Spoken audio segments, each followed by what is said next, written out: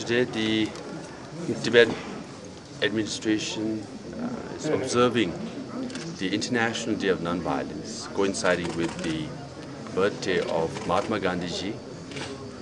The UN General Assembly passed a resolution in 2007 because Gandhiji was born in Porbandar area in Gujarat in 1869, who went to London in 1888, became a barrister, and then returned to India for a few years. Then he got a job in South Africa.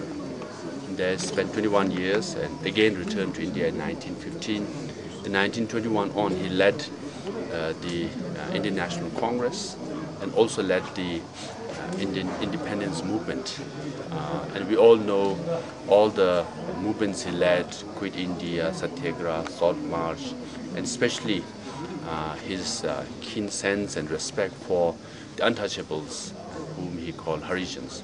So Mahatma Gandhi has made tremendous contribution for India and generally to the world, and his commitment and belief in non-violence is very much respected around the world, and we the Tibetans have also contributed towards non-violence and democracy for the last 50 plus years.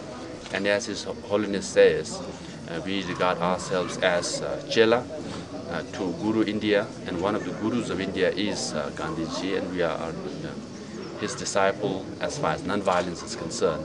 So with that, we are here to observe this day in honor of Mahatma Gandhiji.